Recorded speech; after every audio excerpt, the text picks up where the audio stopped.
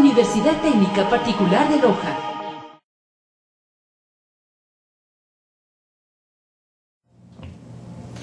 Estimados estudiantes, muy buenas noches. Me permito presentar, mi nombre es Segundo Benítez y actualmente estoy impartiendo la tutoría asesoría de la materia de Estadística Descriptiva e Inferencial que pertenece al tercer ciclo de la carrera de Sistemas Informáticos y Computación.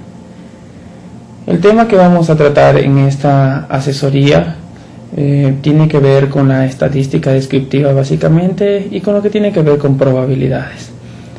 En un primer bimestre lo que nosotros hemos estado revisando básicamente es la estadística descriptiva, como es la tabulación de datos, luego al manejo de probabilidades, tanto continuas como discretas, y posteriormente a la inferencia estadística. Y esto que quede como una introducción para la estadística número 2 que se ve el siguiente bimestre. Debo recordarles que durante la asesoría están ustedes en toda la libertad de poder hacer preguntas con respecto a los temas que se estén tratando o se estén trabajando dentro de la presente asesoría. En el caso de que no existan preguntas o se queden preguntas dentro del sin contestar, se pueden hacer a través del EVA o a través de la línea telefónica, como ustedes ya lo saben. La temática que vamos a tratar en esta asesoría tiene que ver con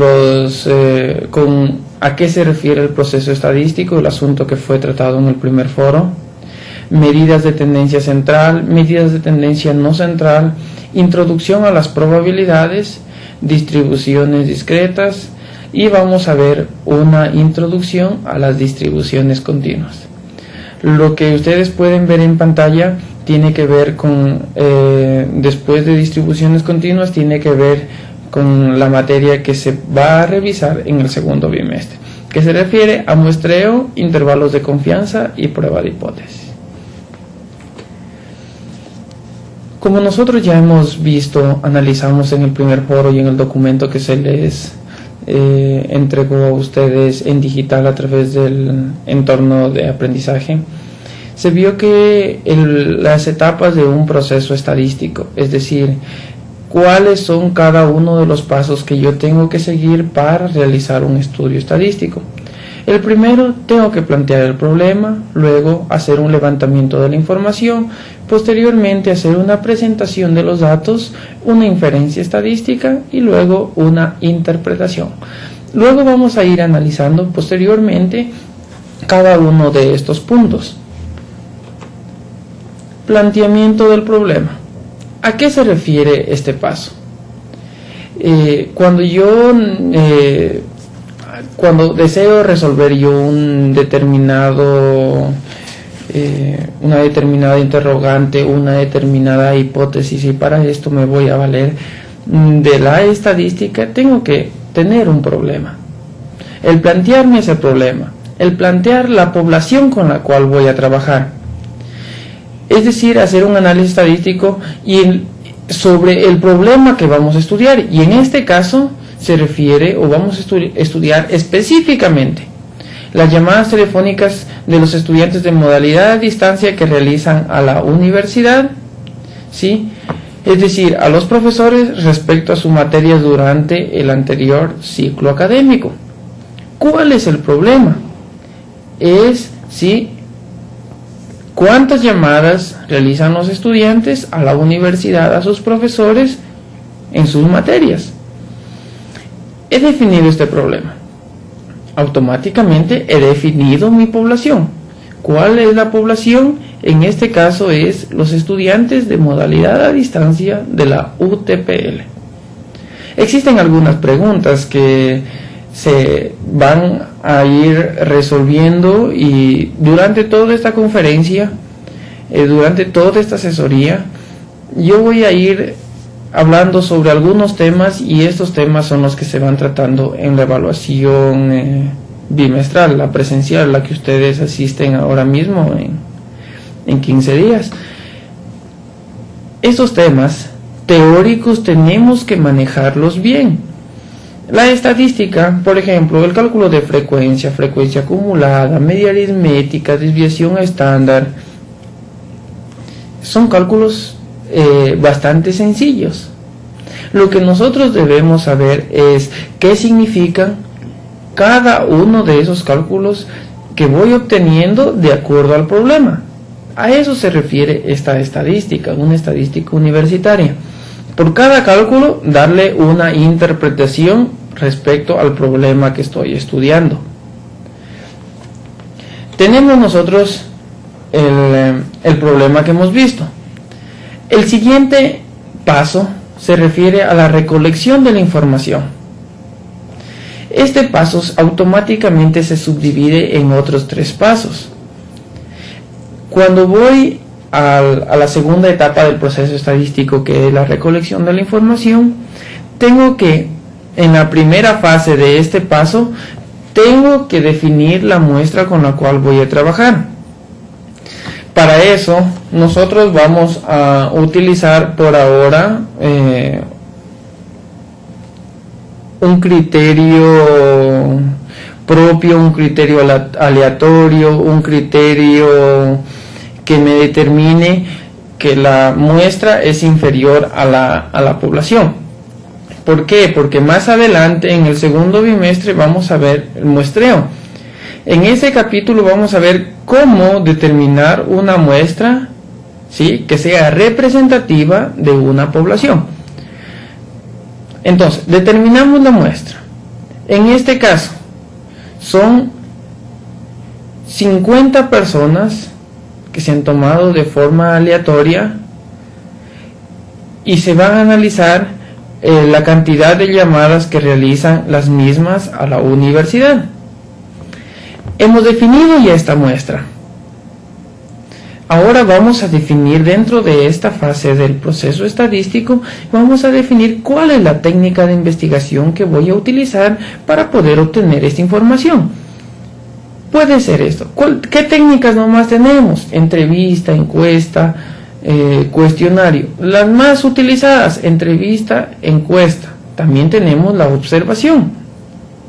Por ejemplo, si vamos a medir las condiciones sociales o económicas de los habitantes de una determinada región de nuestro país, tenemos que utilizar métodos como, por ejemplo, la observación, porque no vamos a ir a entrevistar o a hacerle llenar una encuesta, dependiendo de las variables que estemos estudiando, claro está, cuál es su condición económica.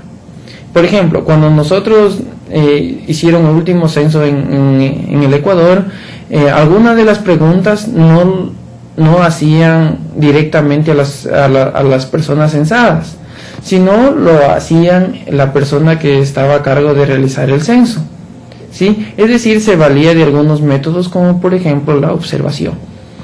Pero el más común de todos estos es la entrevista y la encuesta. ¿Cuándo utilizamos la entrevista? Cuando tenemos que investigar pocas variables y a una poca cantidad de individuos. Y cuando una encuesta, cuando tenemos una gran cantidad de individuos, ¿sí?, y queremos que el individuo conteste sin estar intimidado, ¿sí?, de repente es frente a algún determinado problema. Entonces, nosotros hemos definido en este segundo paso, en la recolección de los datos, que nomás la muestra con la cual voy a trabajar y la técnica de investigación con la cual voy a recolectar toda la información, para pasar al tercer paso de esta fase, que es ya la recolección de la información, trasladarme al lugar de donde se desarrolla la información o donde está desarrollado, o donde se encuentran los individuos, y empezar a recolectar toda esa información. Por ejemplo, en este caso, el número de llamadas, ¿cómo tengo que hacer? Voy a la operadora que está en la universidad, le pido un reporte de todas las llamadas y de forma aleatoria, utilizando la observación, voy recolectando toda la información, ¿sí? Y puedo tenerla lista ya para dar paso a la tercera fase del proceso estadístico. Es decir, haciendo un recuento. Primera fase, planteamiento del problema. Segunda fase, recolección de la información. En esta fase ya tengo toda la información en bruto, ¿sí? Ahora necesito empezar a organizar la información. En estadística, esta organización de la información se llama tabulación. La presentación de los datos, que es la tercera fase del proceso estadístico, tiene un conjunto de pasos que se tienen que seguir. ¿Cómo yo puedo presentar toda la información, los datos que he recolectado? Puedo hacerlo mediante cuadros calculados o cuadros tabulados, mediante tablas también conocidas, o puedo hacerlo gráficamente. Tengo dos formas de presentar la información, pero yo, para realizar una presentación de la información de manera gráfica, tengo que hacerla primero o trabajarla en forma de tablas, es decir, tabularla. Para poder yo tabular la información, tengo que realizar un conjunto de cálculos que me exige o que me sugiere la estadística para yo presentar la información de forma ordenada y que ésta pueda ser o pueda estar organizada de una forma que me permita interpretar de mejor manera los datos que he recolectado. Tengo que yo, haciendo un paréntesis, diferenciar algunos términos que hay dentro de la estadística, como por ejemplo, tengo las variables que se van presentando dentro de la estadística, como son las variables discretas, continuas, las variables cualitativas y cuantitativas. Todo este conjunto de variables son los posibles individuos que pueden existir en un problema estadístico. Cuando tengo variables discretas, ¿sí?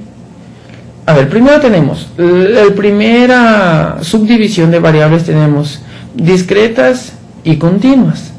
Discretas que no pueden ser expresadas en números y continuas que sí pueden ser expresadas en números. Por ejemplo, las discretas, la nacionalidad, el color de piel, el sexo, no se puede representar de forma numérica.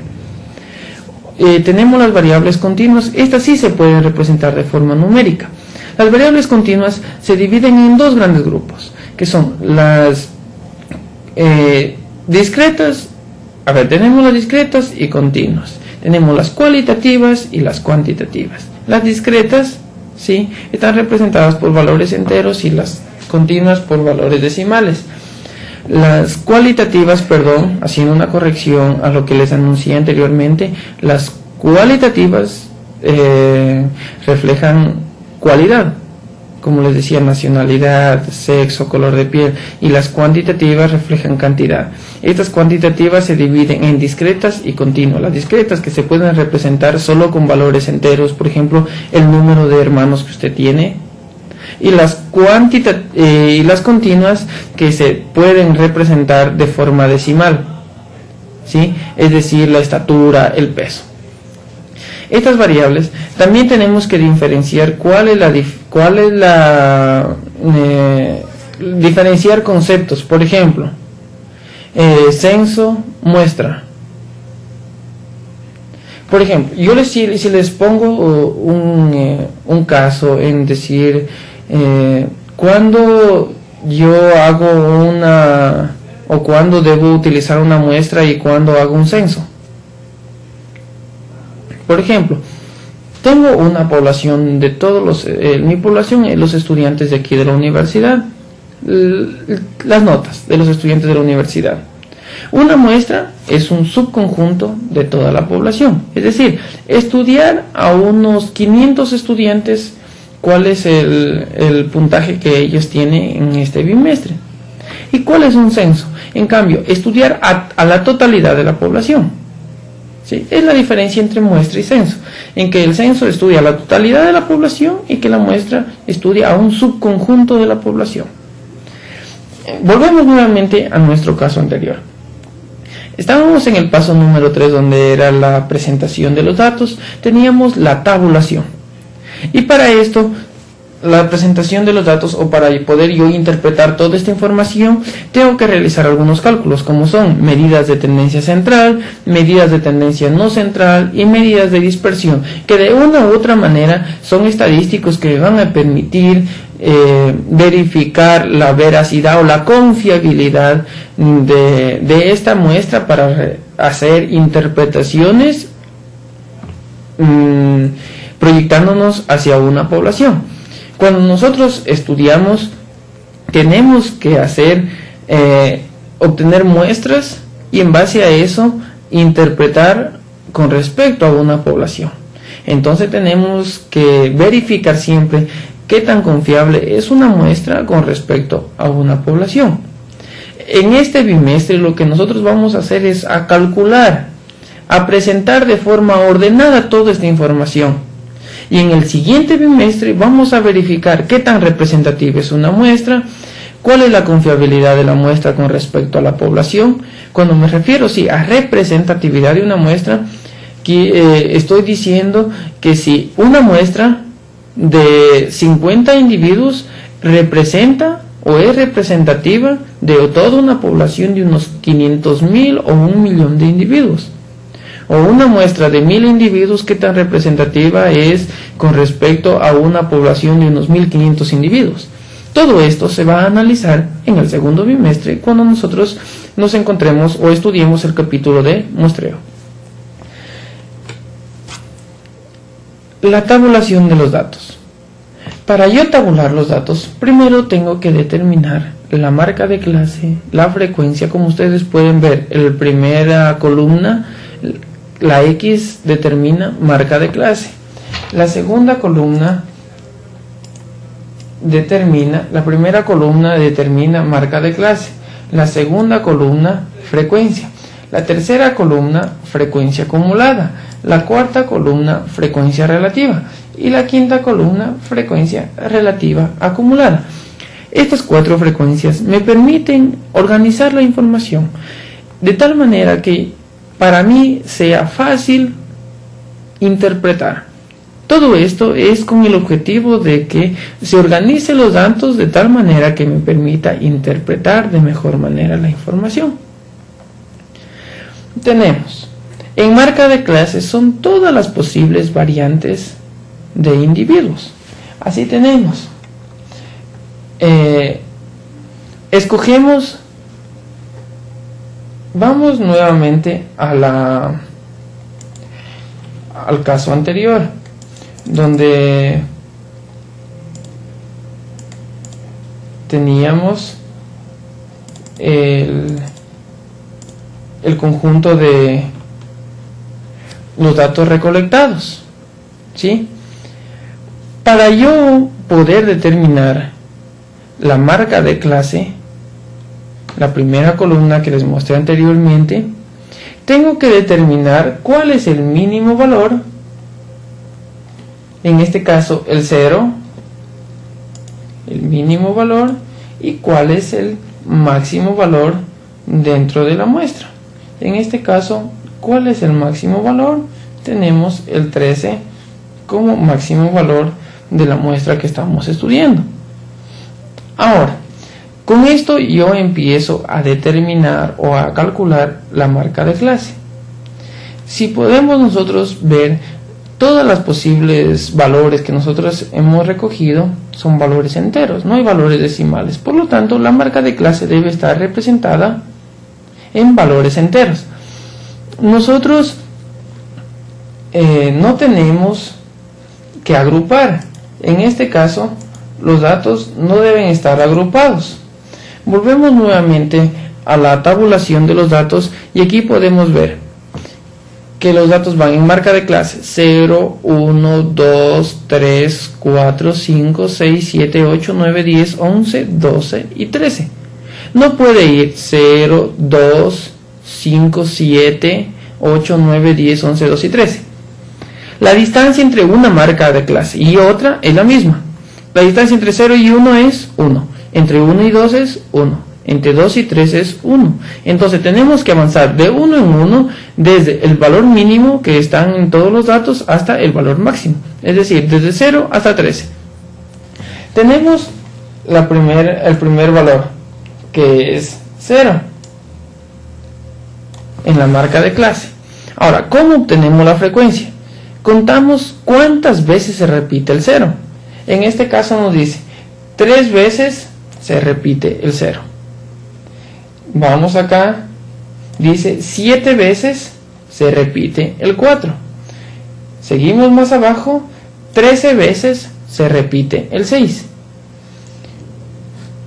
Y si nosotros nos vamos desplazando, decimos 13 veces se repite el 1.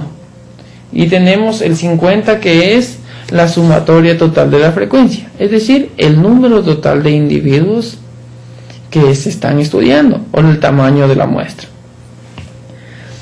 Sencillísimo hasta aquí. Marca de clase, frecuencia. Luego vamos a obtener frecuencia acumulada. ¿Cómo se obtiene la frecuencia acumulada? Como ustedes pueden ver, existen algunos valores que tenemos aquí en la diapositiva. Vamos a ver cómo calculamos la frecuencia acumulada.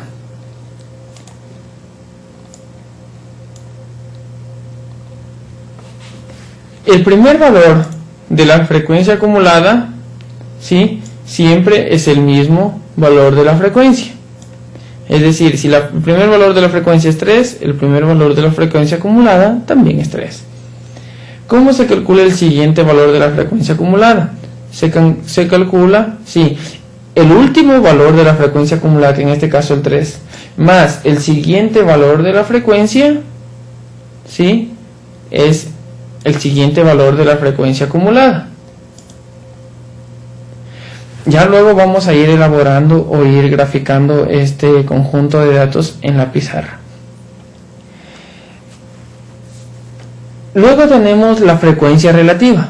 La frecuencia relativa se la desarrolla de la siguiente forma. Se divide el valor de la frecuencia para el número total de elementos de la muestra, ¿sí? Es decir, 3 dividido para 50 me sale 0.06. El siguiente valor, 2 dividido para 50 es igual a 0.04. 5 dividido para 50, 0.1. Y todos esos valores se suman y a la final tienen que darme como resultado 1. Máximo 1. ¿Sí? Puede salirme 0.99, 0.98, dependiendo de cuántos decimales y cuál es la exactitud de los datos con los que estoy trabajando. Pero no puede pasar de 1, porque 1 representa el 100% de los datos. No puedo tener el 110% de los datos, porque el total de la muestra representa el 100% de los datos, ¿sí? Entonces vamos a utilizar la pizarra para poder nosotros mostrarles cómo graficar la frecuencia acumulada. Si nosotros volvemos a escribir la marca de clase, tenemos la otra columna de frecuencia, la siguiente frecuencia acumulada. Los datos anteriores eran desde 0, 1, 2, 3, 4, que iban hasta el 13, ¿sí? La frecuencia empezaba 3, 2, 5, 8, 7, ¿sí? Y la suma total era 50. Ahora, ¿cómo calculo yo la frecuencia acumulada? Como les decía, el primer valor siempre es el mismo, 3. El último valor de la frecuencia acumulada más el siguiente de la frecuencia es igual al siguiente valor de la frecuencia acumulada. 3 más 2 son 5. El último valor de la frecuencia acumulada más el siguiente valor de la frecuencia es igual al siguiente valor de la frecuencia acumulada. 5 más 5 son 10. 10 más 8, 18. 18 más 7, 25. Y así hasta finalizar, y el último valor me tiene que dar como resultado 50. El último valor de la frecuencia acumulada tiene que darme como resultado 50. Entonces comparamos, si el último valor de la frecuencia acumulada es igual al número total de elementos de la frecuencia, significa que está bien calculado la frecuencia acumulada. Luego tenemos la frecuencia relativa. La frecuencia relativa se la calcula el valor de la frecuencia dividido para el número total de elementos. 3 dividido para 50. Luego es el siguiente valor 2 dividido para 50. 2 dividido para 50. El siguiente valor es 5 dividido para 50. El siguiente 8 dividido para 50. El siguiente 7 dividido para 50, y así hasta finalizar. Todo este resultado me tiene que dar, o la suma total de toda esta columna me tiene que dar 1. Luego tenemos la frecuencia relativa. La frecuencia relativa se la calcula de la misma manera como la frecuencia relativa acumulada. Se la calcula de la misma manera que la frecuencia relativa. ¿Cómo se calcula la frecuencia relativa? Tenemos el primer valor, siempre es el mismo, 3 sobre 50. El siguiente valor, claro que aquí ya deberían estar transformados a decimales. El siguiente valor, 3 sobre 50 más 2 dividido para 50, esa suma total va aquí, ¿sí? Luego, el último valor de la frecuencia relativa acumulada más el siguiente valor de la frecuencia relativa da el siguiente valor, ¿sí? Y así va todo hasta terminar que la suma, el último valor de la frecuencia relativa acumulada debe ser igual al total de la frecuencia relativa. Sencillísimo. Con eso yo he tabulado todos los datos. Es decir, he organizado los datos en tablas, pero no de forma agrupada. Es decir, he tabulado de forma no agrupada. ¿Por qué? Porque aquí los datos, ¿sí?, no están agrupados, ¿sí?, en grupos o en intervalos de 2 o más valores. Aquí tengo cada uno de los posibles valores o de los posibles individuos, las posibles variantes de los individuos tengo aquí, y no los tengo agrupados. Posteriormente vamos a ver cómo se realizan los cálculos para datos agrupados. Entonces, esa es la forma como se calcula o cómo se maneja los datos o cómo se realiza la tabulación de la información. Ahora mismo vamos a seguir con la exposición en cuanto a lo que tiene que ver con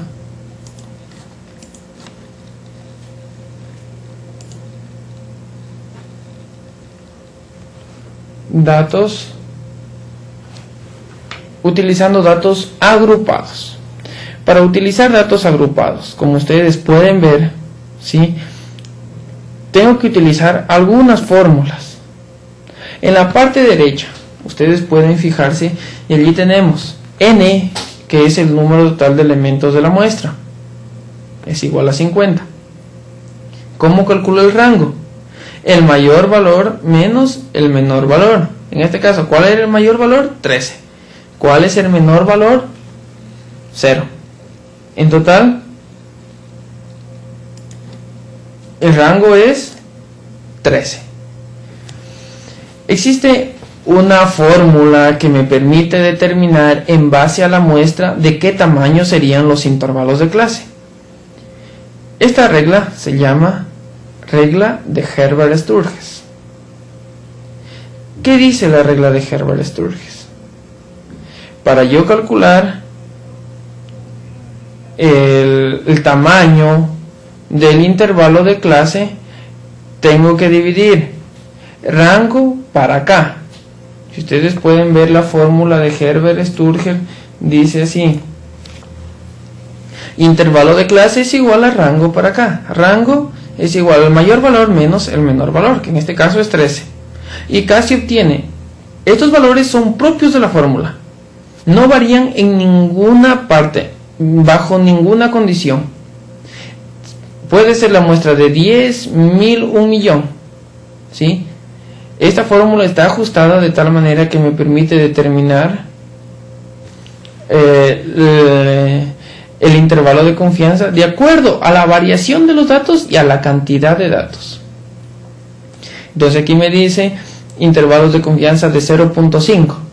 Cuando todos los datos son enteros, entonces tengo que redondear. Intervalos de confianza de 1. Por lo tanto, los datos no van a ser agrupados. Van a ser así como lo analizamos anteriormente. Si la regla de Herbert-Sturges me dice que los intervalos de confianza, los intervalos de clase deben ser de 3, entonces tengo que agrupar de 3 en 3. En este caso, si someto la regla de Herbert-Sturges a la fórmula que ustedes tienen allí, me dice que el intervalo de confianza, o el intervalo de clase, perdón, es igual a 2. Tengo que agrupar de 2 en 2. Entonces, empezamos a contar desde el menor valor, 0, 1, de 2 en 2. Entonces sale el primer intervalo de 0, 1. El segundo intervalo, 2 y 3. Es decir, incluye los valores. 0 es un valor, 1 es otra posible variante del valor. Entonces dice, voy a agrupar en intervalos de dos variantes de individuos. Entonces 0, 1, 1, 2, perdón, 0, 1, 2, 3, 4, 5, 6, 7, 8, 9, hasta cubrir el máximo valor, que en este caso es 13. Entonces tengo un último intervalo que es 12, 13. Hasta aquí tengo intervalos de clase. Ahora, ¿cómo obtengo yo la marca de clase? Que es fundamental. Esta marca de clase yo la obtengo sumando cada uno de los valores extremos de los intervalos de clase. 0, concretándonos en el primer intervalo de clase. ¿Cómo sale el 0.5? Sumando 0 más 1 dividido para 2. ¿Cómo sale este 6.5 en la marca de clase, en la columna de X? Sumando 6 más 7 dividido para 2. Entonces así me sale toda esta columna de la marca de clase. Luego, ¿cómo obtengo la frecuencia? Digo,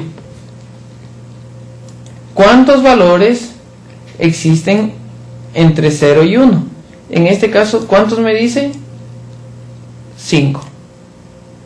¿Cuántos valores existen entre 8 y 9? ¿Cuántos existen? 4.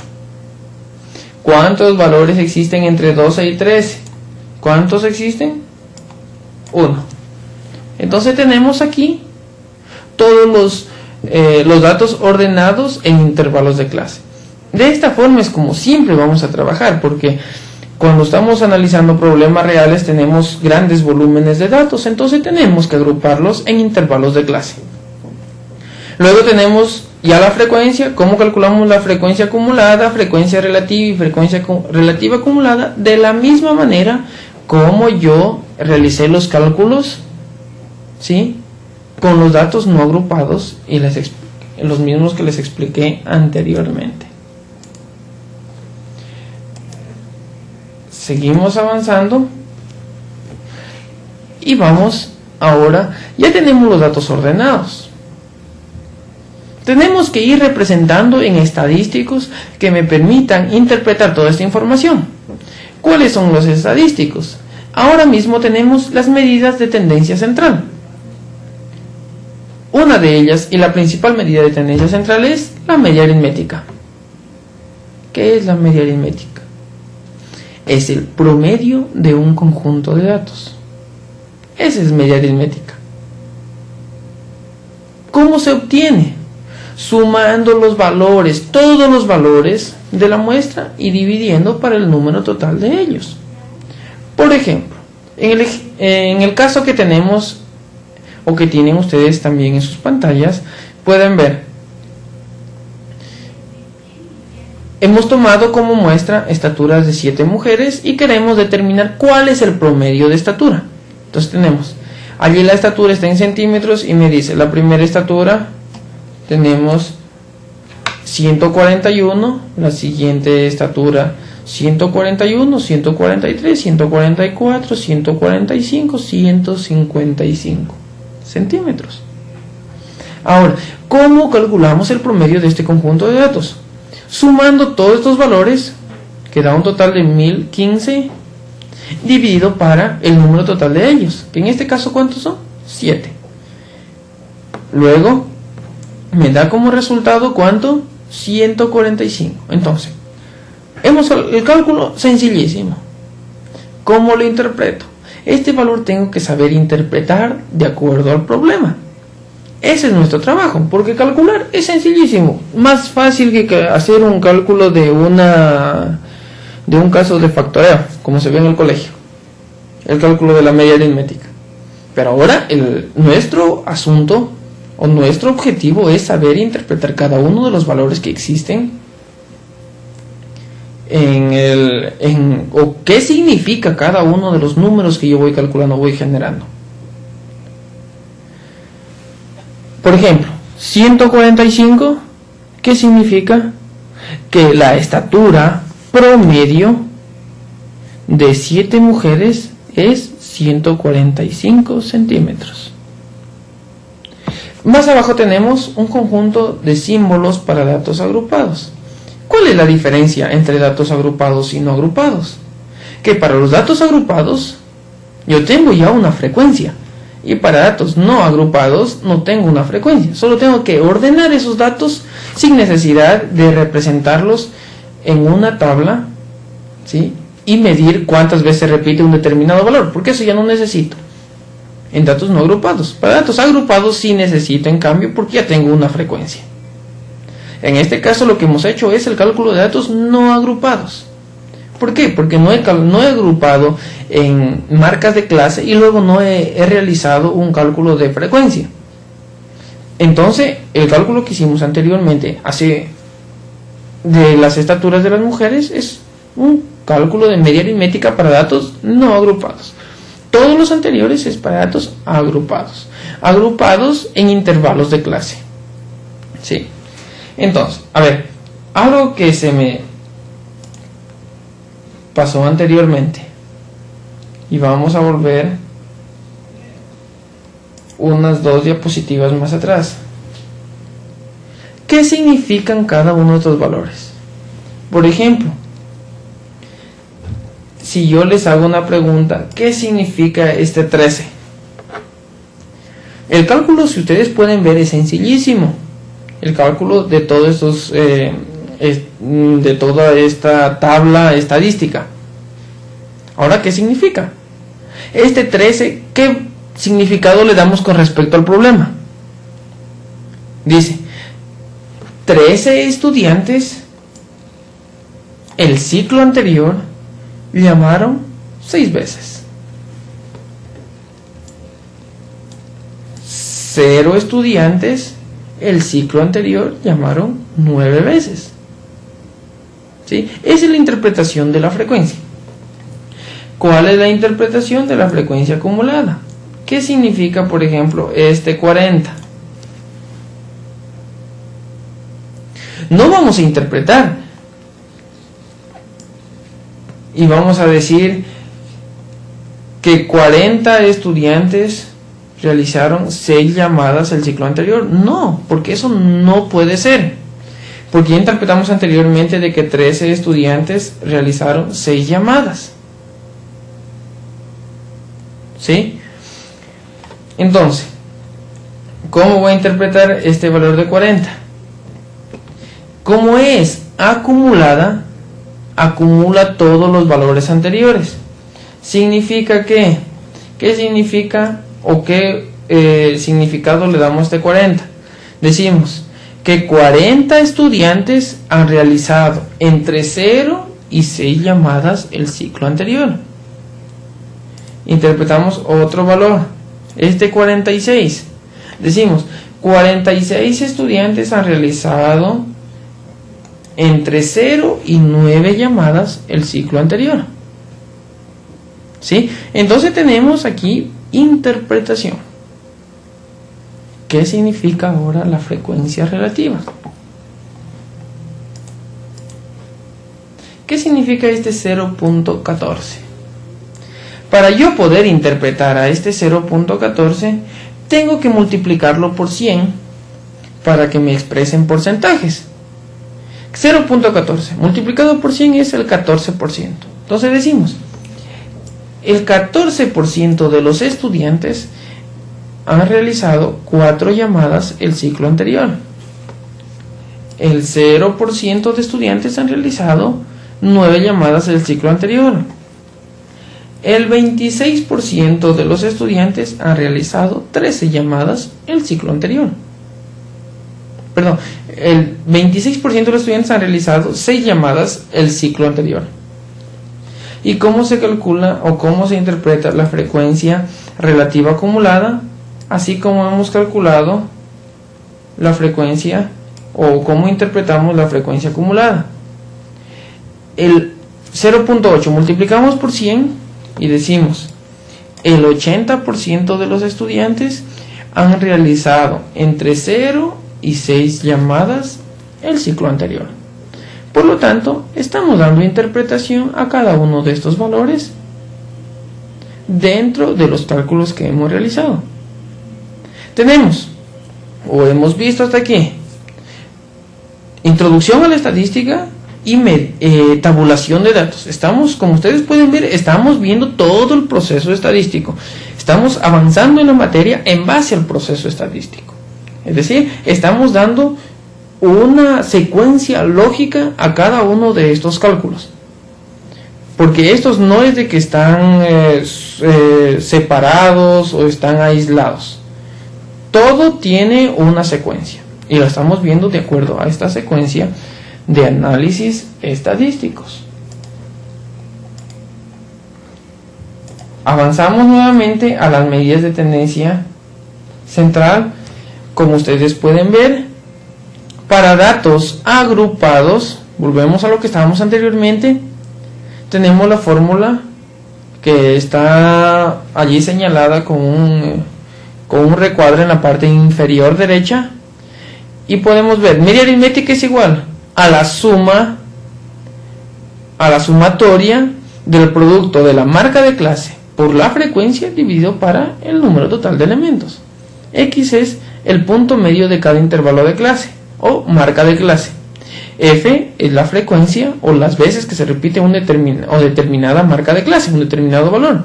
Y N el número total de elementos de la muestra o el número o el total de datos de la distribución, como ustedes lo deseen llamar. Ahora, media aritmética para datos no agrupados. No agrupados, ¿en qué sentido? No agrupados en intervalos de clase. ¿Sí?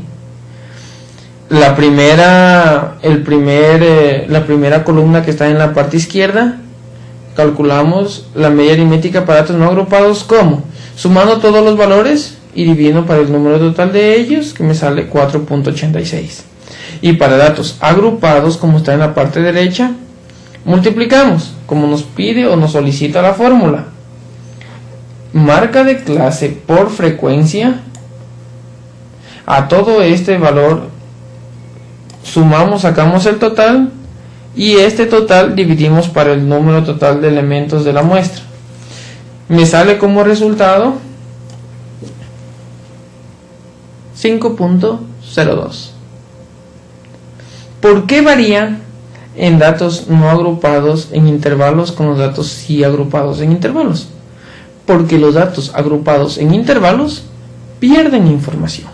Por eso es de que nosotros luego utilizamos estadísticos como varianza, desviación estándar, para poder determinar cuál es la variabilidad de los datos y cuál es la confiabilidad de los mismos. Entonces, algo bastante importante, cuando nosotros, ¿cuál es la diferencia? O por ejemplo, si yo les hiciera una pregunta, tengo el mismo valor al calcular la media aritmética para datos no agrupados. Y para datos agrupados, la respuesta es no. ¿Por qué? Porque para datos no agrupados estoy trabajando con información real. Como por ejemplo la estatura de las mujeres. No agrupé en nada, sumé todos los valores y dividí para el número total de ellos. Me sale una media aritmética exacta. Pero para datos agrupados, allí ya empiezo a agrupar información y esto hace que se pierda un poco de datos, que se pierdan valores y esto hace que la interpretación sea un poco errónea. Por eso luego hacemos correcciones a esos cálculos. Si ustedes pueden ver aquí en la interpretación, en los datos no agrupados, ¿qué decimos? Existen 9 estudiantes que han realizado 4.5 llamadas el ciclo anterior. Si vamos a los datos no agrupados en intervalos de clase, ¿qué decimos? Que existen 7 estudiantes que han realizado 4 llamadas el ciclo anterior. O si redondeamos, decimos que 2 estudiantes han hecho 5 llamadas el ciclo anterior, que no tienen nada que ver con los datos agrupados. Entonces podemos ver aquí nomás cómo se va perdiendo la información. Y con esto hemos calculado media aritmética. Para avanzar con el cálculo de la... A ver, existen otros estadísticos que me permiten estudiar de mejor manera o me permiten interpretar de mejor manera los datos. Y analizan la parte central de la información, es decir, tratan de volverse representativos de todo un conjunto de datos. El primero que hemos visto, media aritmética. El siguiente es la mediana. ¿Qué hace la mediana? Divide en 2 partes iguales una muestra. 50% a la izquierda y 50% a la derecha de esta mediana. Tenemos aquí un caso. ¿Qué es mediana? Es el valor medio de un conjunto de datos. ¿Cuál era el concepto de media aritmética? Es el valor promedio. Mediana es el valor medio de un conjunto de datos. Divide, como les decía, a la distribución en 2 partes iguales, 50-50%. Es decir, el 50% de los datos inferiores de los datos está a la izquierda y el 50% superior de los datos está a la derecha de la mediana, lo que no pasa con la media aritmética. Vamos a ver lo que ustedes tienen en pantalla y dice también, es útil cuando cuando se le utiliza la mediana. Cuando una medición es bastante elevada o existe mucha variabilidad en los datos, en ese momento yo escojo la mediana. Por ejemplo, si yo tengo tres personas. A ver, vamos a utilizar para eso la pizarra para poder ver cómo diferenciar la mediana de la media aritmética. Tengo yo 3 datos. El sueldo de una persona o cuánto gana diariamente una persona en una determinada empresa. Supongamos, de una persona que se encarga de mantenimiento gana diariamente $3. De una persona que realiza programación dentro de la empresa gana $10. Y del gerente de la empresa que gana diariamente $50. ¿Sí? ¿Cuál es el promedio de este conjunto de datos? Tenemos 63. El promedio, la media aritmética sería igual que $21 ganan en esta empresa. Si calculamos la mediana, ordenamos de menor a mayor y determinamos el número central y decimos la mediana es 10. Y a través de la mediana nosotros podemos determinar que el sueldo medio medio de los trabajadores de la empresa es de 10. ¿Cuál es más representativo? ¿Sí? Dentro de ese estudio, en este caso es la mediana. ¿Por qué? Porque existen valores muy extremos que hacen que la media aritmética pierda credibilidad. ¿Sí? Por lo tanto, cuando yo realizo estadísticos o cuando yo trabajo realizo una gráfica, me salen gráficas no tan pronunciadas, ¿sí? Y aplico la campana de Gauss. ¿Qué hace la campana de Gauss? Elimina estos picos que hacen que los valores no sean representativos, ¿sí? Y analiza todo este conjunto de datos. Luego vamos a ver cómo trabajar con esto, con distribuciones continuas. Ahora, volvemos nuevamente a las medidas de tendencia central que estábamos analizando. Entonces tenemos aquí la media, y la media analizamos, tenemos la mediana. Por ejemplo, la mediana de este conjunto de datos, ¿cuál es? ¿Sí? Para datos agrupados, la mediana tiene una fórmula un poco más extensa, lo vamos a ver en la siguiente presentación, pero para datos no agrupados tenemos que ordenarlos de menor a mayor, y el valor que se encuentra en la parte central, ese valor representa la mediana. La mediana para datos agrupados tenemos mediante la siguiente fórmula, donde especifican el límite real inferior de la mediana, el número total de elementos de datos, la sumatoria de la frecuencia de las clases inferiores a la clase de la mediana, frecuencia de la mediana y ¿sí? el ancho del intervalo de clase de la mediana. Esta fórmula se aplica para datos agrupados. Entonces, ahora, para la prueba nosotros, ¿qué es lo que vamos a prepararnos con respecto a media aritmética, mediana? A ver, cuando lleguemos a la modo y analicemos, yo les voy a hacer una pequeña aclaración de cómo iría la evaluación con respecto a los contenidos que hemos visto hasta el momento.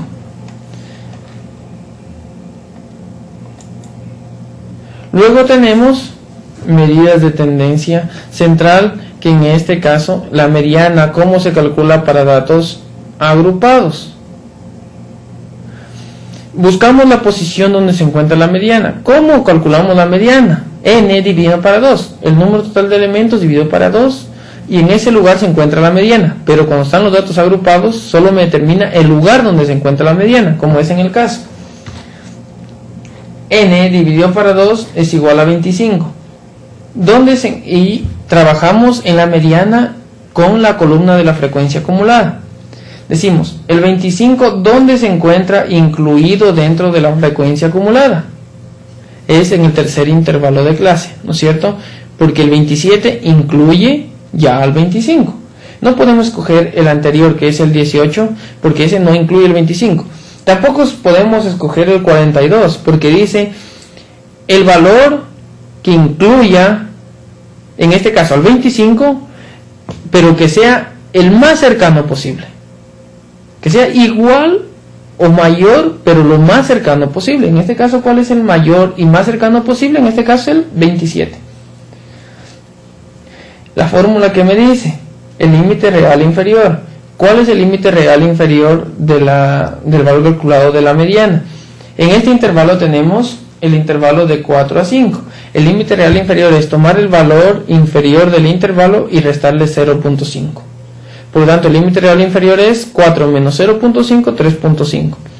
La frecuencia de la mediana, F mediana. En este caso, ¿cuál es la frecuencia donde se encuentra la mediana? 9. Luego dice n dividido para 2. N, ¿cuánto vale? 50. Dividido para 2, 25. N, verán, es el número total de elementos. Dividido para 2, sale 25. Luego dice sumatoria de la frecuencia acumulada anterior a la frecuencia de la mediana. Es esta parte que tenemos aquí, sumatoria de la frecuencia o el valor anterior a la frecuencia, el valor de la frecuencia acumulada anterior a la frecuencia acumulada de la mediana. En este caso, ¿cuánto es? 18. El valor anterior de la frecuencia acumulada de la mediana, ¿sí? 18. Y tenemos cuál es el ancho del intervalo. C es igual a la amplitud o el tamaño o ancho de intervalo, que en este caso es 2. Entonces, cuando calculamos el intervalo de clase o la fórmula de Herbert-Sturges, me decía que IC o ancho de intervalo o intervalo de clase es de 2. Por lo tanto, aquí C es igual a 2. En algunos libros estadísticos se la conoce como W. Luego hacemos los reemplazos, todo eso dentro de la fórmula, y tenemos que la mediana es de 5.05. Seguimos avanzando con el cálculo de la mediana y luego pasamos al cálculo de la moda. ¿Qué es la moda? Es otro estadístico de tendencia central que mide el individuo que más se repite dentro de un conjunto de datos. Es el valor que ocurre con más frecuencia en un conjunto de observaciones. Tenemos la fórmula que me permite determinar la moda para datos agrupados. Y aquí tenemos todos los valores. Utilizamos el mismo criterio que utilizamos en la mediana, pero aplicado en este momento a los valores de la moda. ¿Qué me dice? Límite real inferior, ya lo conocemos. La frecuencia de la moda, frecuencia anterior a la frecuencia de la moda, frecuencia posterior a la frecuencia de la moda, y luego reemplazamos estos valores y tenemos la moda. Bajo los mismos criterios o bajo los mismos procesos que hicimos para calcular la mediana. Luego vamos avanzando a medidas de tendencia no central, como les ofrecí anteriormente. Medidas, vamos a hacer nuevamente un recuento de todo lo que hemos visto anteriormente de forma rápida. Las medidas hemos visto el proceso estadístico. Tenemos o debemos tener claro el proceso estadístico de cómo funciona. El primer paso es determinar el problema, luego determinada la población, luego determinado la muestra, luego he empezado a realizar las tabulaciones correspondientes de los datos y he realizado todos los cálculos necesarios para ya tener la información ordenada. Luego he realizado algunos cálculos de algunos estadísticos muy importantes, como son las medidas de tendencia central. ¿Qué me permiten las medidas de tendencia central? Evaluar la información que está altamente concentrada en el centro de una muestra, o medir la representatividad de los datos. De todas las medidas de tendencia central, media aritmética, mediana, moda, lo que más utilizamos es la media aritmética, es decir, la medida más representativa que se utiliza en estadística es la media aritmética. Y allí es donde aparece la varianza con respecto a la media aritmética. La desviación estándar es un análisis, ¿sí?, de credibilidad con respecto a la media aritmética. Como ustedes pueden ver más adelante, algunas probabilidades o las probabilidades, tanto discretas como las continuas, tratan de trabajar con respecto a la media aritmética. Luego tenemos la desviación estándar, tenemos los intervalos de confianza, el valor de P, que permite determinar qué tan confiable es la media aritmética. Es decir, la media aritmética es el estadístico más utilizado de todos. Todos los estadísticos tratan de medir la credibilidad y la confiabilidad de la media aritmética. Ahora, ¿cómo iría la prueba, el examen? Es fundamental que ustedes conozcan hasta aquí todo lo que hemos visto en la parte teórica. Y en la parte práctica, que ustedes sepan, primero, todo el proceso estadístico. Si yo les digo, el problema que vamos a estudiar en esta prueba es el número de estudiantes con bajas notas en la universidad técnica. Determíneme todos los pasos de un proceso estadístico. Entonces ustedes dicen, el problema son todos los estudiantes con bajas de la universidad. La población, todos los estudiantes. La muestra es un conjunto de estudiantes. ¿Sí? Ahora, depende cómo ustedes lo delimiten. Dice, la población para mí son los estudiantes que tienen menores a 14 en promedio, para hacer solo un estudio de bajas notas o de aprovechamiento específico. Luego realizo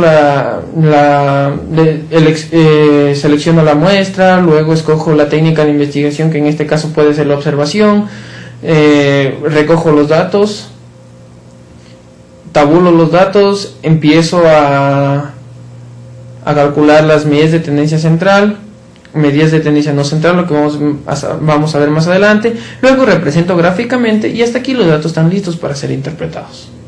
Hasta aquí he llegado al tercer paso del proceso estadístico. Cuarto paso, inferencia estadística, que es de forma inicial comprobar que los datos estén bien calculados, que los datos tengan relación con la realidad. Y finalmente el quinto paso del proceso estadístico que yo podría hacer hasta aquí es interpretar cada uno de los cálculos que he ido realizando, tomando en cuenta que el quinto paso es la interpretación de la información.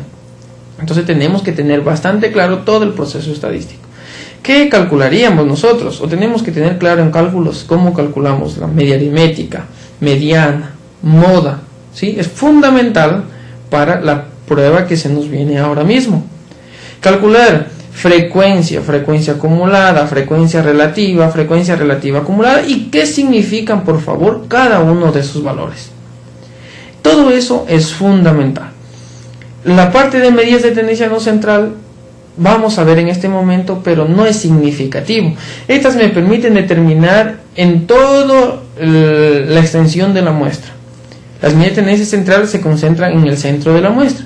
Las no central tratan de medir todos los valores en todo el tamaño de la muestra, ¿sí?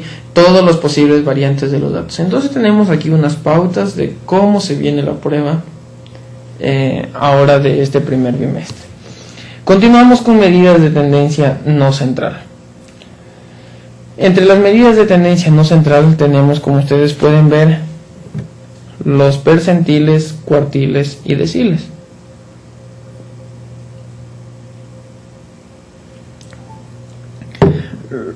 Los percentiles tratan de dividir una muestra en 100 partes iguales. La mediana. ¿Qué pasa con la mediana? Trata de dividir una muestra en 2 partes iguales. El percentil trata de dividir en 100 partes iguales. El cuartil trata de dividir en 4 partes iguales. Y el decil trata de dividir en 10 partes iguales. ¿Qué me permite estos cálculos hacer? Interpretar de forma correcta toda esta información.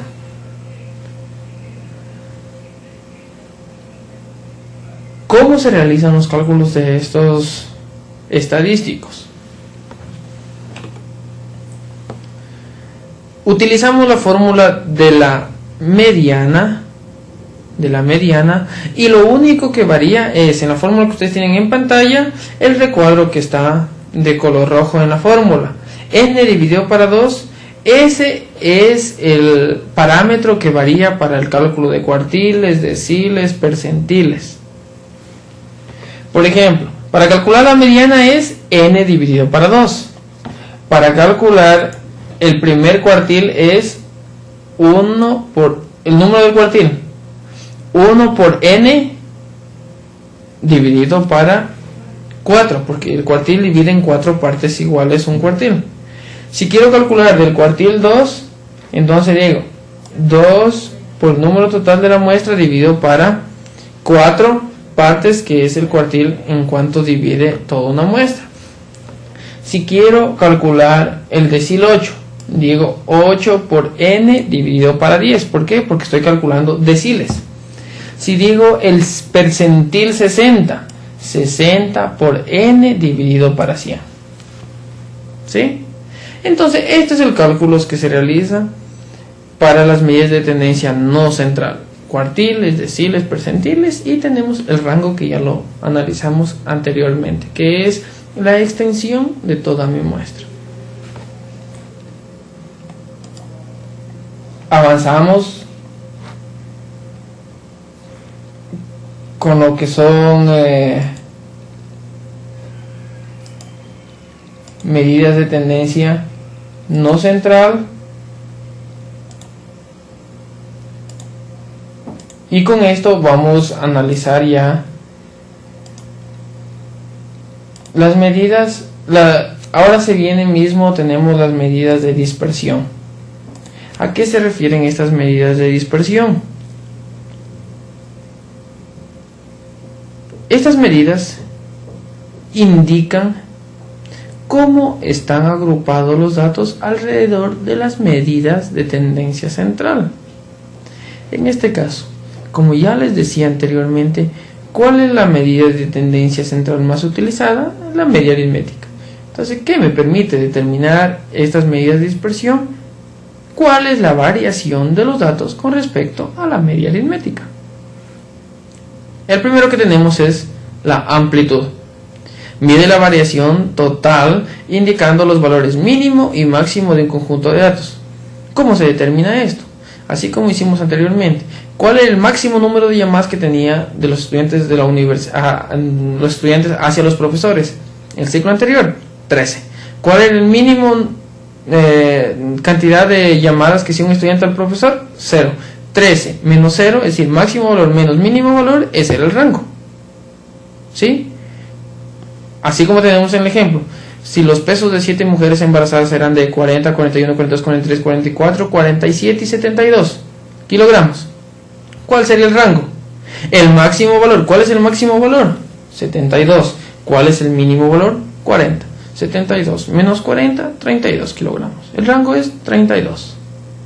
Los datos varían entre 32 kilogramos, ¿sí? En una escala de 32. Otra medida de dispersión tenemos la varianza. ¿Qué tan variables son los datos? ¿O cómo varían los datos, ¿sí?, con respecto a la media aritmética? La varianza mide la distancia entre los valores de una serie y la media, no mediana, la media. Posteriormente y más adelante, y esto en el segundo bimestre, vamos a demostrar cómo la media aritmética y la medida de tendencia central que más se ajusta a los análisis o a un análisis de un conjunto de datos. Entonces así tenemos la varianza, cómo se calcula para datos agrupados y para datos no agrupados. ¿Cuál es la diferencia entre datos agrupados y no agrupados? Como les decía anteriormente, otra pregunta. ¿Cuál es la diferencia entre datos no agrupados y datos agrupados? La frecuencia. Ustedes pueden ver en las fórmulas que están al frente. ¿Cuál es la diferencia entre las fórmulas que están en un fondo verde y un fondo amarillo o anaranjado? Es la frecuencia. Tenemos el siguiente valor, que es uno de los más importantes dentro de la estadística, como ustedes pudieron ver ya, la desviación estándar, que me permite, o cómo se lo calcula, que es la raíz cuadrada de la varianza. ¿Qué me permite medir la desviación estándar? La variabilidad de los datos entre una varianza. A ver, tenemos que nosotros saber definir qué tanto o la varianza. ¿Qué es mejor? ¿Tener una varianza bastante alta o tener una una desviación estándar bastante baja? Esa fue una pregunta que se les formuló en el trabajo.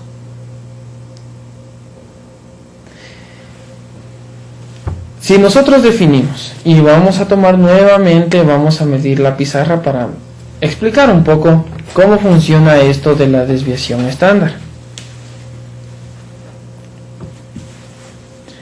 Tenemos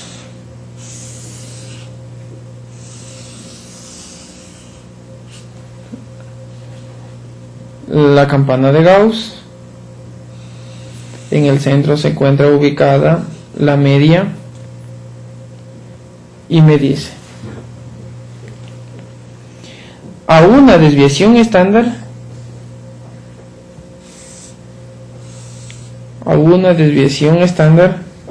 ¿sí? Con respecto a la media, tanto a la parte izquierda, una desviación estándar se encuentra el 65% de los datos. A dos desviaciones estándares se encuentra el 95% de los datos, y a tres desviaciones estándares se encuentra el 99.7% de los datos. ¿Sí? Verifiquemos. Si esta es la media, estamos calculando qué tan representativa es la media. Si tenemos una desviación estándar pequeña, significa que los datos están altamente concentrados o se encuentran junto a la media. ¿Sí? Entre más cerca está de la media, es mejor. Significa que la media es más representativa. Mientras más lejos de esta línea, significa que los datos o la media es menos representativa. Por lo tanto, si tenemos una desviación estándar de 1, es más representativa esta muestra que si tuviésemos una desviación estándar de 10. ¿Sí? ¿Por qué? Porque decimos, tenemos una muestra y decimos, esta es la nota de los estudiantes, una gráfica de notas de los estudiantes, y aquí tenemos y decimos que la media de un conjunto de estudiantes es de 10. Aquí me dice, hagamos el primer cuadro donde la desviación estándar sea igual a 1. ¿Qué me dice a una desviación estándar? Que el 65% de los datos está entre 9 y 11. El 65% de los datos. Si vamos la misma gráfica con una desviación estándar, primero repetimos los mismos valores con una desviación estándar de 4. Dice, el 65% de los datos está entre 6 y 14. Si ustedes pueden ver, la escala es mayor. No me da mucha confiabilidad de estos datos con respecto al anterior, porque donde digo, el 65% de los estudiantes tienen notas entre 9 y 11. Acá me dice el 65% de los estudiantes tienen entre 6 y 14. Es una escala bastante alta. Entonces, cuando la desviación estándar es muy elevada, la media aritmética es menos representativa. Pero cuando la desviación estándar es pequeña, la media aritmética se vuelve más representativa. Significa que la media aritmética representa al conjunto de datos. Entonces, con esto podemos explicar lo que es la desviación estándar. Seguimos nuevamente con la presentación y hemos explicado con esto qué significa la desviación estándar. Y todo lo que les he explicado en este momento es la parte teórica que nosotros debemos conocer para poder explicar y para poder calcular de forma efectiva las medidas de dispersión, que entre la más importante es la desviación estándar. De medidas de tendencia central y no central, hemos dicho que es la media aritmética la más representativa. De las medidas de dispersión, la más representativa es la desviación estándar. Entonces tenemos o debemos tener claro, ¿por qué? Porque cuando calculemos las distribuciones discretas, como son la binomial, calculemos la de Poisson, y luego en el siguiente trimestre las distribuciones continuas, como son la distribución de la normal, vamos a necesitar la media aritmética y vamos a necesitar la desviación estándar. Entonces tenemos que tener bastante claro esto. Ingresamos a un capítulo sobre probabilidades. Este capítulo de probabilidades nosotros vamos a verlo de forma rápida, porque dentro de estos cálculos lo que más nos interesa es el manejo de probabilidades discretas o de distribuciones discretas, que es mucho más importante, y cómo interpretar los datos, o cómo manejar la información, o cómo manejar este tipo o este conjunto de datos. Algo bastante rápido que vamos a analizar: la probabilidad mide la frecuencia con la que aparece un resultado determinado cuando se realiza un experimento. ¿Cómo se calcula una probabilidad? Dividiendo los casos favorables para los casos posibles. Si yo lanzo un dado y digo, ¿cuál es la probabilidad de que me salga un 6? ¿Qué casos me favorecen a mí? Por ejemplo, yo digo, si sale un 6, me gano la lotería al lanzar un dado. ¿Qué casos me favorecen a mí para yo ganar la lotería? ¿Qué casos son favorables para mí?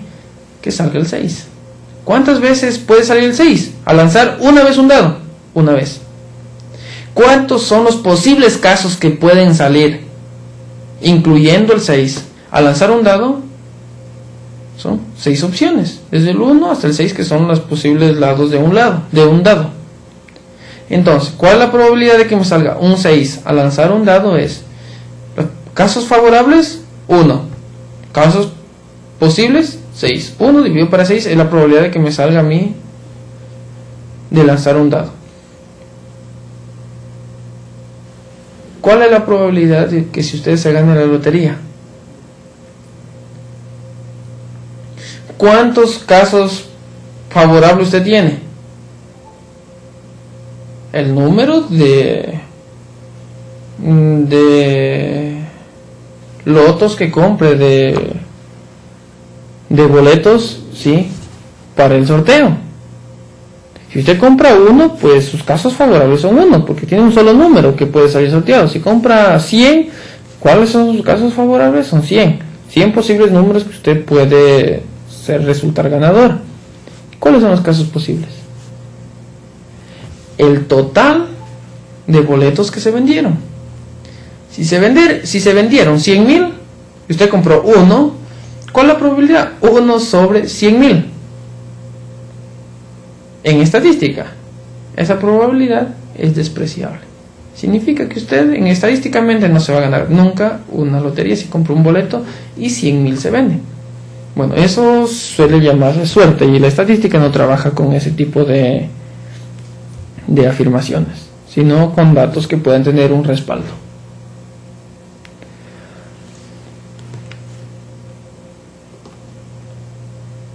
¿Cuáles son las relaciones que existen entre sucesos?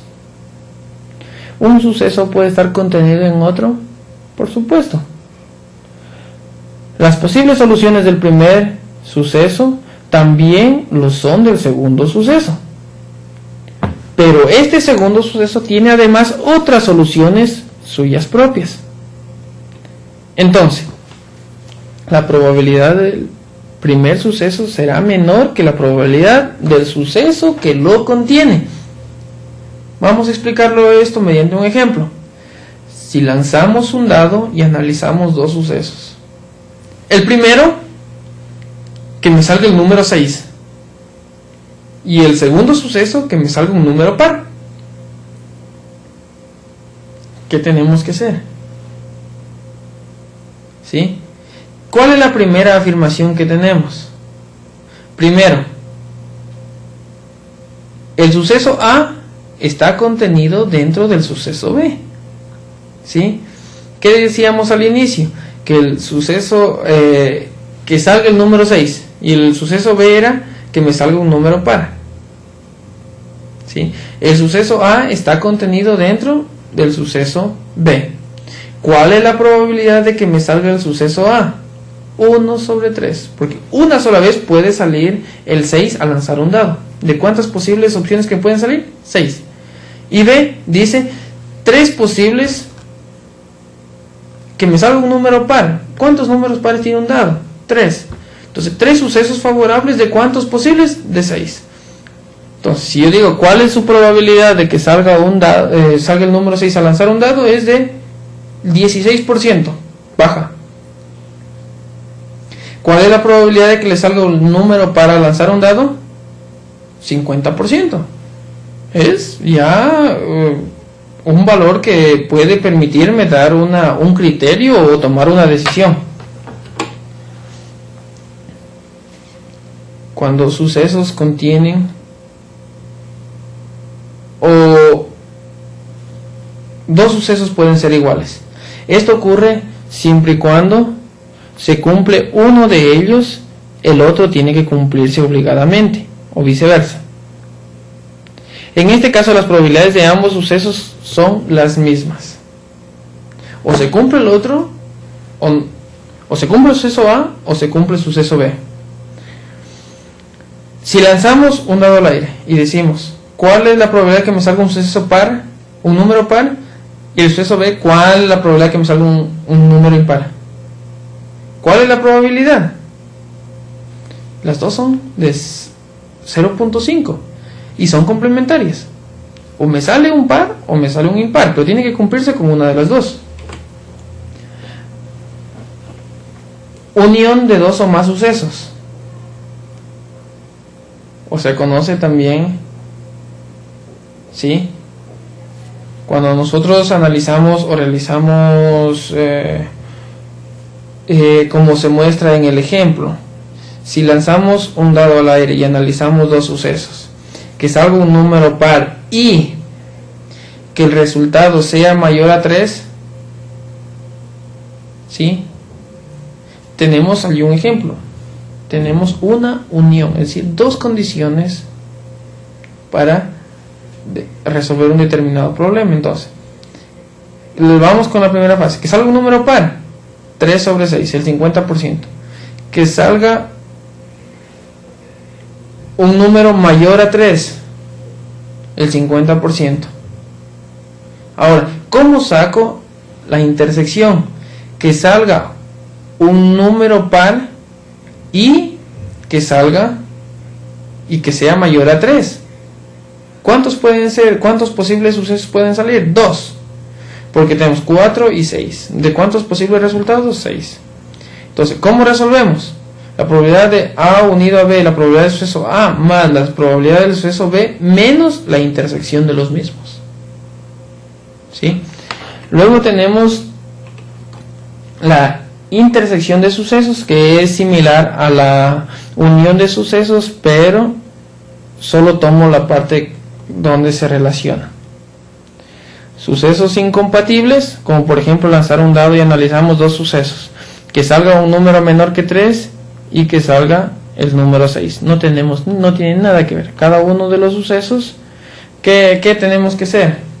Sumar las probabilidades, que salga un número inferior a 3, que es el 50%, o como dice el ejemplo, que salga un número menor que 3, que es 1 y 2, 2 sobre 6, y que salga el número 6, ¿sí? Entonces, ¿qué tenemos que hacer? Esos dos sucesos o esas dos probabilidades sumar, que es la probabilidad de que me salga el 1, el 2 o el 6.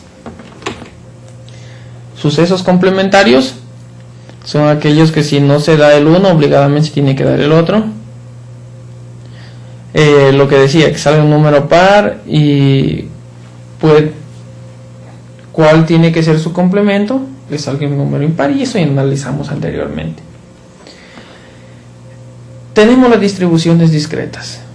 Dentro de las distribuciones discretas son aquellas que una variable puede tomar un número determinado de valores, determinado, y en este caso pues éxito o fracaso. No puede pasar más de dos posibles resultados. Al lanzar una moneda, ¿tengo éxito o tengo fracaso? Las probabilidades discretas son aquellas, si nosotros podemos ver, cuando les explicaba las variables, nosotros tenemos las variables cualitativas de cualidad y cuantitativas de cantidad. Las cuantitativas pueden ser discretas o continuas. Las discretas pueden ser binomial o de Poisson, y las continuas pueden ser la distribución normal. Las continuas, si ustedes pueden ver, pueden tener valores decimales, es decir, se convierte en una probabilidad infinita. Por eso que la curva de Gauss o la campana de Gauss se la determina a través de integrales. Si han visto ustedes cálculo, van a poder determinar o saben que es una integral.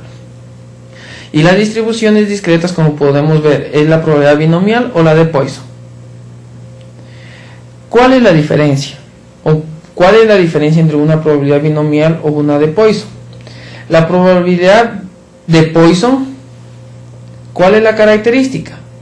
Que la probabilidad de éxito es bastante baja, y n, o las veces que se repite o que quiero yo realizar un experimento, es bastante alta.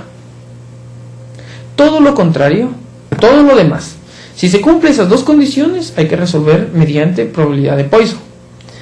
Caso contrario, probabilidad binomial. Si se lanza una moneda al aire, se puede salir una cara o una cruz. Si se lanza un dado, puede salir de 1 a 6 veces. En la ruleta, de 1 a 32 veces, ¿no es cierto? Al analizar un experimento que se realiza una sola vez, este solo puede tener dos soluciones, acierto o fracaso. Entre las principales tenemos binomial, como ya les expliqué, y de Poisson. La binomial se aplica cuando se realiza un número n de veces en el experimento, siendo cada ensayo independiente del anterior, ¿sí? Poisson y binomial tienen que ser independientes del anterior. La variable puede tomar entre valores, entre 0 si todos los experimentos han sido fracaso, y n si todos los elementos han sido éxito. Si hago o lanzo un dado 30 veces y digo, ¿cuál es la probabilidad de que me salga el 6 30 veces? Entonces lanzo una vez, digo, ¿salió el dado el 6? No, 0. ¿Me salió una vez? Sí, 1. Éxito. ¿Cuántos éxitos y cuántos fracasos he tenido al lanzar un dado y que me salga un determinado valor? Tomando en cuenta que un valor es para mi éxito y todo lo demás es fracaso. Y tenemos allí la fórmula para determinar la probabilidad binomial. ¿Cómo se calcula la probabilidad binomial? Por ejemplo, como tenemos aquí en el ejemplo, ¿cuál es la probabilidad de obtener 6 caras al lanzar una moneda 10 veces? ¿Sí? Entonces allí tenemos la fórmula de cómo se calcula la probabilidad binomial. Luego tenemos la probabilidad de Poisson, como ya les decía. La probabilidad debe ser bastante baja y la probabilidad de n debe ser bastante alta. Entonces si se cumplen estas dos condiciones, de que la probabilidad de éxito sea inferior al 10% o 0.1 y la probabilidad de éxito multiplicado por n es menor a 10, ¿sí? En ese momento resolvemos mediante probabilidad de Poisson. Caso contrario, utilizamos la probabilidad binomial. Y aquí tenemos la fórmula, cómo se calcula Poisson. K es el número de éxito y en este caso L es igual a N por P, es decir, el símbolo que nosotros tenemos aquí como este símbolo matemático, nosotros lo reemplazamos por, en este caso, L. ¿Sí?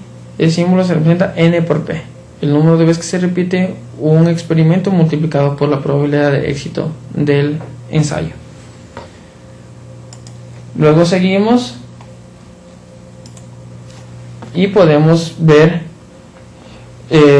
o analizar ya la probabilidad, y como ya les he mencionado anteriormente, la probabilidad de Poisson, que son las probabilidades que hemos venido utilizando o viendo ahora mismo. Tenemos aquí el ejemplo de la probabilidad de Poisson. Como hemos analizado, la probabilidad de tener un accidente de tráfico es de 0.02 cada vez que se viaja. Si se realizan 300 viajes, ¿cuál sería la probabilidad de tener 3 accidentes? La probabilidad de tener un accidente para nosotros es el éxito, porque estamos analizando accidentes. Es de menos del 2%, es del 2%. ¿De cuántos? De 300 viajes. Entonces analizamos, calculamos lo que tenemos n bastante baja y p bastante baja y n bastante alta. Entonces, por lógica, tenemos la probabilidad de Poisson que utilizar. Y aquí tenemos una pequeña introducción a las probabilidades continuas, que es lo que vamos a ver el siguiente bimestre, donde vamos a utilizar la campana de Gauss, y aquí tenemos la distribución normal como una medida principal. Todo lo que les he dado ahora mismo en toda esta conferencia tiene que ver con los 4 capítulos del libro. Lo que se le he explicado en este momento y lo que ustedes tienen que conocer un poco a profundidad, calculando, haciendo prácticas, haciendo ejercicios, interpretando cada uno de los valores que hasta aquí se pueden calcular. Con respecto a la probabilidad de lo que les he mostrado, cómo se resuelve una probabilidad el